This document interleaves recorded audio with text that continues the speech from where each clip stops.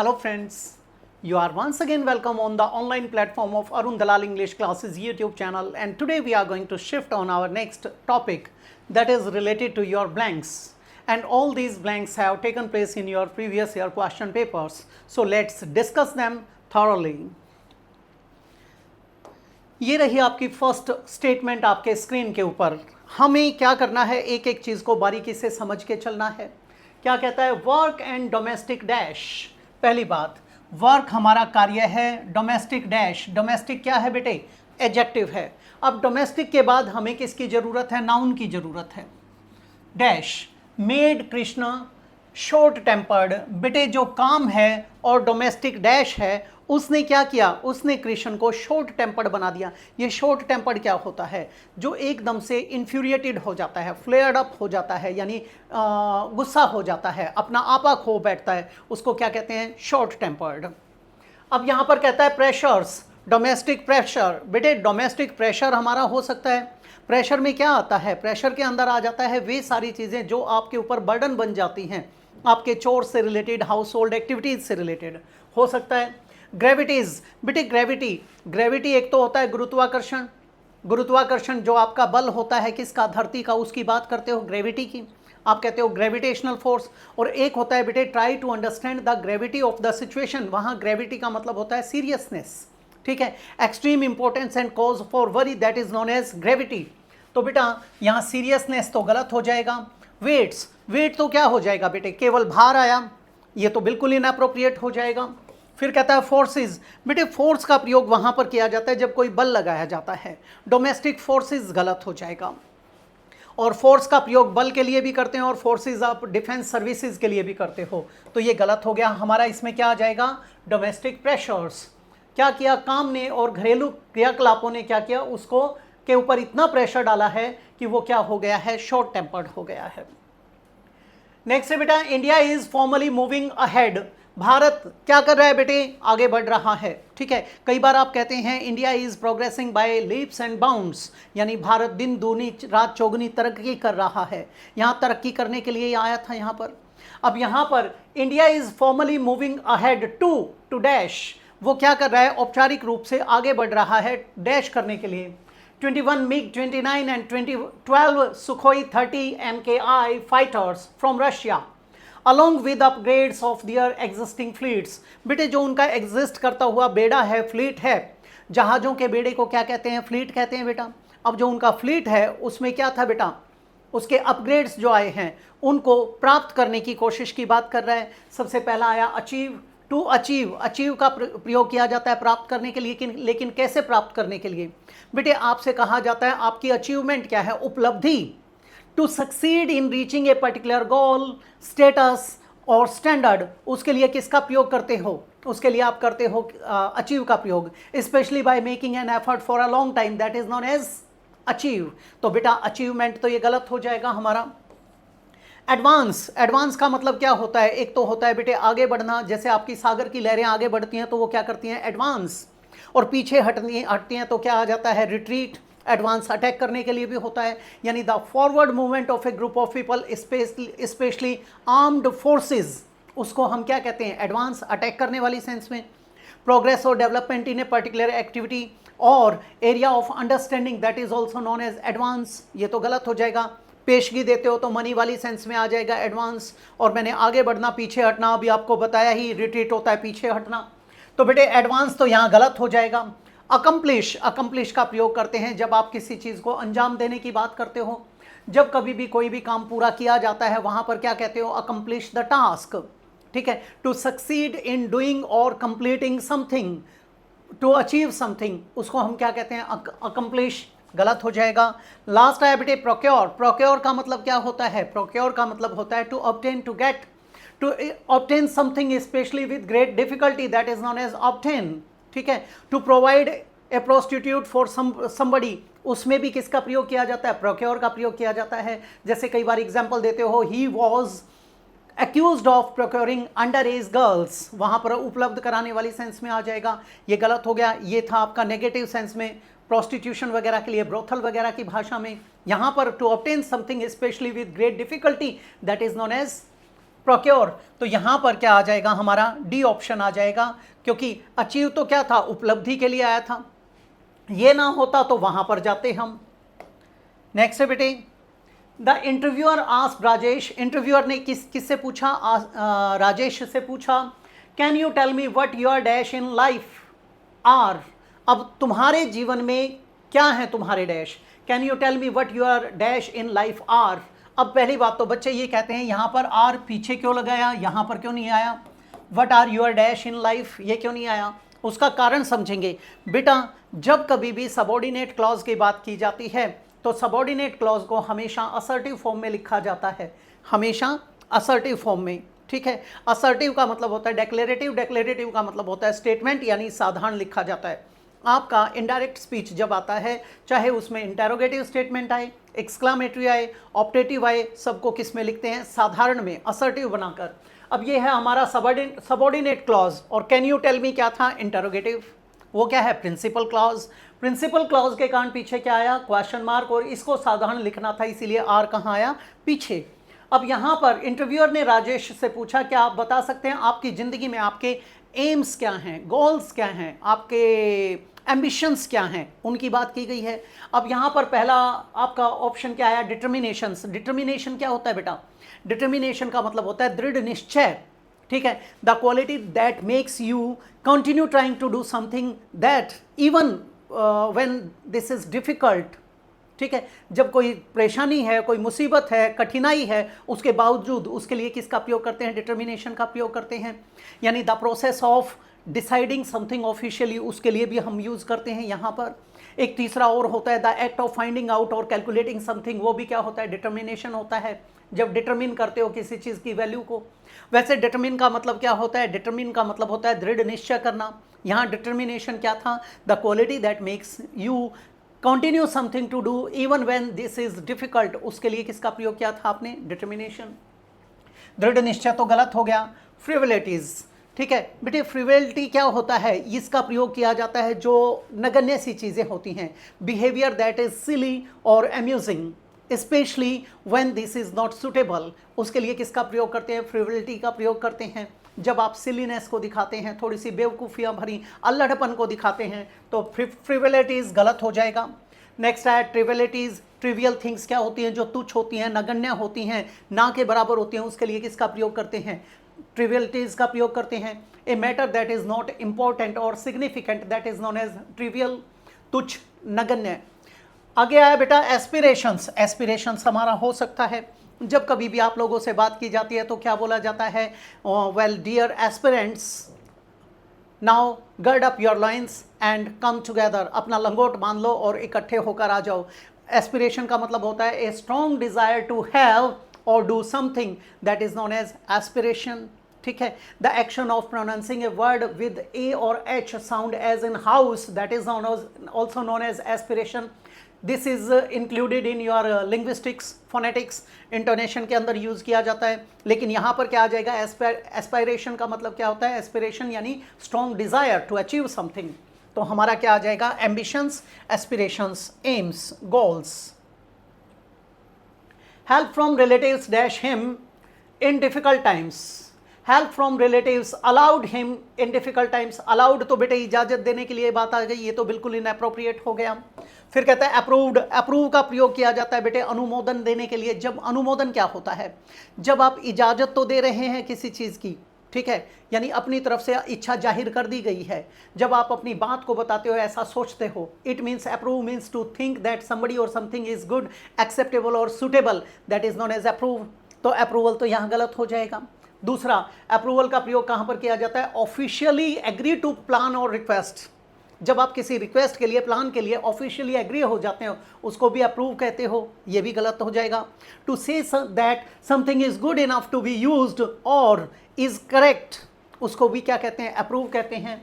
अब अप्रूव्ड तो गलत हो जाएगा। Past, relatives past him in difficult times, बेटे बिल्कुल इनअप्रोप्रिएट है, क्या आ जाएगा, सपोर्टेड, उसे सहारा देने की बात आई है, तो क्या लगा देंगे यहाँ पर, सपोर्टेड का प्रयोग करेंगे बजाय किसके, दूसरे ऑप्शंस के। द एडवांस्ड नेशंस, बेटे जितने भी हमारे डेवलप्ड नेशंस हैं यानी जो विकसित देश हैं उनकी बात की गई है यहाँ पर।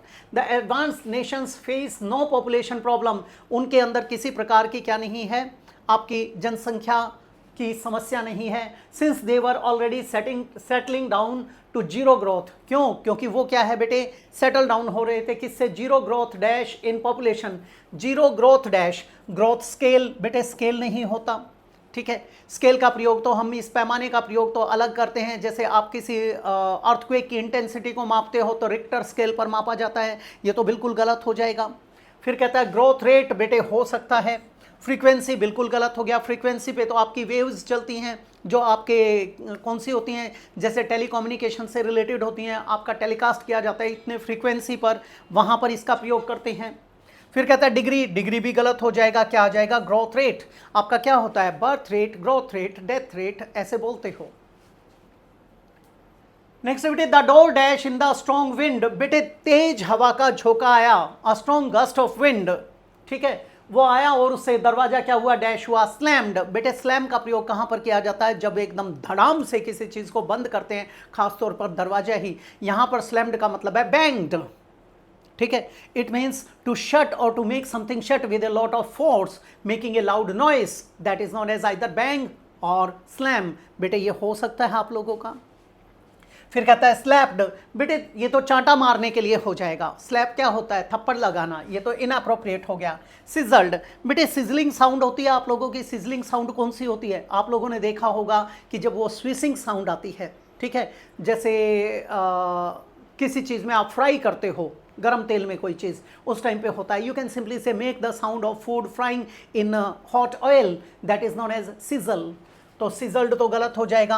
हुटेड, बेटे हुट का प्रयोग कहाँ किया जाता है, कई बार आपकी गाड़ियों के पीछे भी लिखा होता है, जब आप हॉर्न एकदम से बजाते हो वहाँ उससे बनता है आपका हॉन्क भी बनता है और हुटर भी बनता है, ठीक है। To make a loud noise, उसके लिए किसका प्रयोग करते हैं, हुट का प्रयोग करते हैं। ऐसे ही कहाँ लिखा होता है, डोंट हॉन्क, डोंट हुट, तो ये हुटेड तो गलत हो जाएगा बेटा।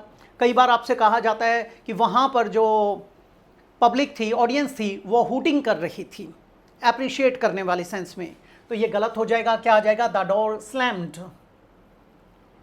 You need not dash so much fuss about wearing a mask when you go out, you need not dash so much fuss, बेटे इसको ज़्यादा तूल देने की ज़रूरत नहीं है। फस का मतलब क्या होता है, जब मेक फस ऑफ समथिंग, ठीक है, यानी अननेसेसरी जो एक्साइटमेंट होती है किसी चीज़ को लेकर या वरी होती है किसी एक्टिविटी को लेकर, तो उसको क्या कहते हैं, फस, वहाँ पर यूज़ किया जाता है, ठीक है। कंप्लेंट्स वगैरह होती हैं आपकी किसी चीज़ के विरुद्ध, जब in anger you express your complaints, उसे भी क्या कह देते हैं, फस।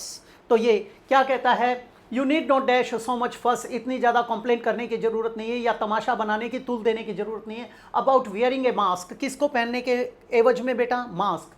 व्हेन यू गो आउट, जब आप जाते हैं, बेटे ये आपका लॉकडाउन आया था उस टाइम पे ऐसी कुछ समस्याएं देखने को मिल रही थी, उससे रिलेटेड है ये। Not cause so much fuss, बेटे कॉज तो बिल्कुल इनअप्रोप्रिएट हो जाएगा, कॉज तो गलत है। कॉज का मतलब क्या होता है, किसी चीज़ का कारक बनना, कारण बनना, ये तो गलत हो जाएगा। द पर्सन और thing that makes something happen, that is cause, ठीक है। और a reason for having particular feelings और behaviour in a particular way, that is also cause, ये तो गलत हो गया। मेक सो मच फस, बेटा जो हमारा यहाँ पर क्या होता है, कोलोकेशंस होती हैं, जैसे आप कहते हो make a noise, sing a song, ठीक है, मेक मिसचीफ, इस तरीके से जो बोलते हो वहाँ पर किसका प्रयोग किया जाता है, कोलोकेशन में, मेक फस ऑफ समथिंग, तो यहाँ पर ये बन जाएगा हमारा, ये आ सकता है जनरेट। बेटे जनरेट गलत हो जाएगा, आपका जनरेटर होता है, जनरेटर में क्या होता है, किसी चीज़ का उत्पादन करते हो, टू प्रोड्यूस और create something, that is known as generate, ठीक है, ये गलत हो गया। डू सो मच फस, बेटे डू नहीं लगाया जाता, ठीक है, क्या लगाया जाता है, मेक, कोलोकेशंस के कारण। A dash souvenir will be released on the occasion of the world meet, souvenir क्या होता है, सूनीर होता है बेटा कीपसेक। ये कीपसेक क्या होता है, आप लोगों ने देखा होगा जब किसी की याद में कोई चीज़ आपको दी जाती है जिसे आप मेमेंटो भी कह देते हो, उसको क्या बोला जाता है, सूनीर बोला जाता है। A thing you buy and keep to remind yourself of a place, a person, an occasion holiday और vacation, something that you bring back for other people when you have been on holidays और vacation, तो उसके लिए किसका प्रयोग करते हैं? सूवनीर का प्रयोग करते हैं। इसे आप कीप सेक भी बोलते हो, इसे आप मिमेंटो भी बोलते हो। बेटे आप लोगों ने देखा होगा जब आप कोई प्राइज सेरेमनी में जाते हो वहाँ आपको कोई ट्रॉफी वगैरह दी जाती है, वो क्या है? एक तरीके से सूवनीर का काम करते हैं। किसी की याद में आपको कोई चीज़ भेंट दी गई है, उसे क्या कहते हैं? सूवनीर कहते हैं। तो you can simply say that a thing that is given to you और handed over to you just in the reminiscence of that person, उसे क्या कहते हैं? सूवनीर कहते हैं, मेमेंटो कहते हैं, कीप सेक कहते हैं। अब ये कहता है a dash souvenir will be released on the occasion of the world meet, जो ये वर्ल्ड मीट होगी उसमें क्या रिलीज किया जाएगा? वहाँ पर आपके लिए एक डैश सूवनीर रिलीज किया जाएगा।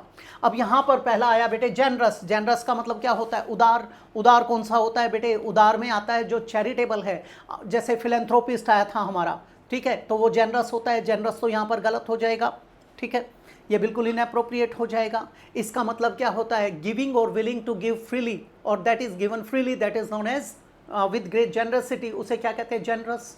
अगला है बेटा कंसिडरेबल। कंसिडरेबल सूवनीर सेंस नहीं बनाता। कंसिडरेबल क्या होता है? कंसिडर करना क्या होता है? जब आप किसी चीज़ के बारे में सोचते हो थॉटफुली, जब उसको इंपॉर्टेंस देते हुए कोई काम करते हो, सिग्निफिकेंस जो होता है, सिग्निफिकेंट है, उसे क्या कहते हैं? Considerable. Great in amount, size, importance, significance, that is known as considerable. ये कंसिडरेबल सूवनीर तो गलत हो गया। फिर आया बेटे बॉन्टीफुल। बॉन्टीफुल का प्रयोग कहाँ पर किया जाता है?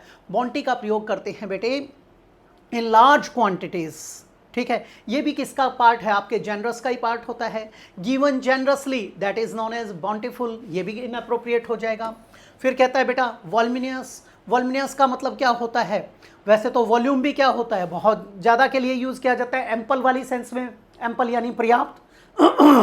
वेरी लार्ज और having a lot of cloth, उस वाली सेंस में यूज़ किया जाता है वॉल्यूमिनियस। और दूसरा इसका प्रयोग कहाँ करते हैं? वेरी लॉन्ग एंड डिटेल्ड, जैसे आप कोई आर्टिकल वगैरह लिखते हो वो बहुत लंबा हो जाता है, उसको क्या कह देते हैं?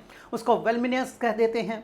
तीसरा इसका यूज़ कहाँ पर किया जाता है? पीस ऑफ फर्नीचर वाली सेंस में, वेरी लार्ज, वहाँ पर भी यूज़ किया जाता है, जो काफ़ी स्पेशियस होता है, कोई कंटेनर वगैरह है उसके लिए यूज़ करते हैं। यहाँ पर क्या आ जाएगा? वॉल्यूमिनियस सूवनीर आ जाएगा, ये बन जाएगा।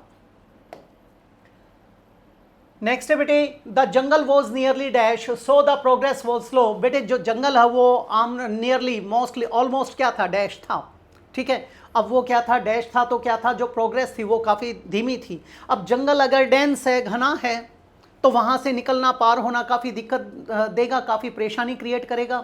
पहला आया बेटा इम्पेनिट्रेबल। बेटे इम्पेनिट्रेबल हो सकता है। पेनिट्रेट का मतलब क्या होता है? पेनिट्रेट का मतलब होता है विच्छेदित करना। विच्छेदित मतलब छेद करना, ठीक है। जैसे आप कहते हो the walls of Troy were impenetrable, जो आपकी ट्रॉय की दीवारें थी, प्राचीरें थी, वो इम्पेनिट्रेबल थी, अभेद थी। That can not be entered, passed through और seen through, that is known as impenetrable, ये बन जाता है। Impossible to understand, that is also impenetrable, जो आपके समझ में नहीं आता उसको भी इम्पेनिट्रेबल कहते हैं, वो फिगरेटिव यूज हो जाता है। तो यहाँ पर क्या आ जाएगा? That can not be entered, passed through और seen through, that is known as impenetrable. तो ये हो सकता है हमारा, हम जंगल में से we were not able to wade through it, उसमें से गुजरना आसान नहीं था। फिर कहता है इमैटेरियल। इमैटेरियल का मतलब क्या होता है? मटेरियल वैसे तो आपका क्या होता है? कोई भी पदार्थ होता है उसके लिए यूज़ करते हो। यहाँ इमैटेरियल का मतलब होता है कोई चीज़ इररेलेवेंट है, यानी इलॉजिकल है। इलॉजिकल मतलब इरेशनल है, ठीक है, यानी not important in a particular situation, that is known as immaterial. ये तो गलत हो गया हमारा। फिर कहता है बेटा इमॉर्टल। आप कहते हो मैन इज मॉर्टल, मनुष्य नश्वर है। नश्वर का मतलब होता है जो खत्म हो जाएगा, मर जाएगा, खप जाएगा। इसका एंटोनिम क्या होता है बेटे? इमॉर्टल। इमॉर्टल का मतलब है जो अमर है, ये तो गलत हो गया हमारा, ठीक है। Nearly, the jungle was nearly immortal, इसका प्रयोग तो जब करते बेटे जब वो इतना ज़्यादा घना था कि उसे ख़त्म नहीं किया जा सकता था, उसे काटा ही नहीं जा सकता था, गिराया नहीं जा सकता था। दैट लिव्स और last for ever, that is known as immortal.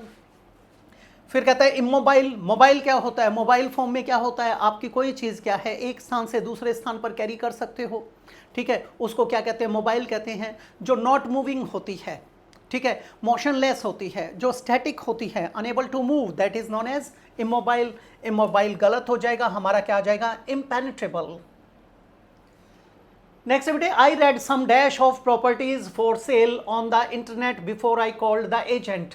I read some dash of properties, मैंने प्रॉपर्टीज़ के डैश को पढ़ा था बेटा। फॉर सेल जो क्या थी, बेचने के लिए थी, बिक्री के लिए थी। कहाँ पर? ऑन द इंटरनेट, इंटरनेट के ऊपर। Before I called the agent, जब मैंने एजेंट को बुलाने से पहले कुछ क्या देखे थे, कुछ इश्तिहार आदि देखे थे, कुछ नोटिस या आर्टिकल्स वगैरह स्टडी किए थे, जिसमें ये पता चल जाए कि इसमें क्या है क्या नहीं है, सेल से रिलेटेड चीज़ें, तो उसकी बात की गई है। पहला आया बेटा, I read some descriptions. Descriptions हो सकता है बेटे, डिस्क्रिप्शन क्या होता है? अ पीस ऑफ राइटिंग और speech that you say what somebody और समथिंग इज लाइक, उसको कहते हैं डिस्क्रिप्शन। और you can simply say the act of writing और saying in words what somebody और समथिंग इज लाइक, उसको क्या कहते हैं? डिस्क्रिप्शन। किसी चीज़ का या किसी व्यक्ति का जो ब्यौरा लिखा जाता है उसको क्या कहते हैं? डिस्क्रिप्शन कहते हैं। ये डिस्क्रिप्शन हो सकता है हमारा।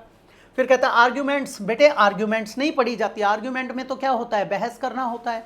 बहस करने का मतलब क्या होता है? एक कन्वर्सेशन है या डिस्कशन है जिसमें दो या अधिक लोग हैं, they disagree and discuss the matter often aggressively. जब आप उसको गुस्से में डिस्कस करते हो उसको क्या कहते हैं? उसको कहते हैं आर्ग्यूमेंट। ये तो बहस बन गया, ये बिल्कुल इनअप्रोप्रिएट हो जाएगा। मोनोलॉग्स। मोनोलॉग क्या होता है? लॉग से बनता है, लॉगस से निकला है लॉग। लॉग का मतलब क्या होता है? बोलना, ठीक है। लॉग का मतलब बोलना, और मोनो का प्रयोग किया जाता है सिंगल के लिए। अब बेटा अकेला आदमी जब अलापता है, बोलता है, आपके किसी मूवी के अंदर, किसी स्किट या ड्रामा के अंदर, किसी नॉवल के अंदर जो एक लंबा भाषण दिया जाता है किसी एक व्यक्ति के द्वारा, बाकी सारी ऑडियंस और आपके जितने कैरेक्टर्स हैं वो शांति से उसे सुनते हैं, that is known as monologue. You can simply say a long speech by one person during a conversation that stops other people from speaking or expressing their opinion, that is known as monologue. तो monologues तो गलत हो जाएगा। Spaces, बेटे spaces तो बिल्कुल ही inappropriate हो गया, ठीक है। हमारा क्या आ जाएगा? डिस्क्रिप्शंस। डिस्क्रिप्शंस का मतलब है कि मैंने उस पर कुछ क्लासीफाइड्स वगैरह देखी थी, कुछ एडवर्टीजमेंट्स वगैरह देखी थी, उससे रिलेटेड जो इन्फॉर्मेशन मैं प्राप्त कर सकता था उसकी बात की गई है। और ये थी आपकी एक्सरसाइज आज के लिए। अगली क्लास में इसी प्रकार के या इससे अलग कोई टॉपिक लेकर आएंगे और उसको हम डिस्कस करेंगे। ऑनलाइन वाले बच्चों से बड़ा अच्छा रिस्पांस मिल रहा है मुझे। वे काफ़ी अच्छी अच्छी प्रॉब्लम्स मेरे साथ साझा कर रहे हैं जो हम डिस्कस करते रहते हैं अक्सर, तो उनके लिए अलग से एक पूरी प्रॉब्लम्स की वीडियो भी आपके पास आ जाएगी। इसी तरीके से अपना प्यार बनाए रखें, हम आगे बढ़ते रहेंगे और वो दिन दूर नहीं जब आप झंडा फहराने के लिए तैयार खड़े होंगे। तो मैं इजाज़त चाहूँगा। नमस्कार दोस्तों।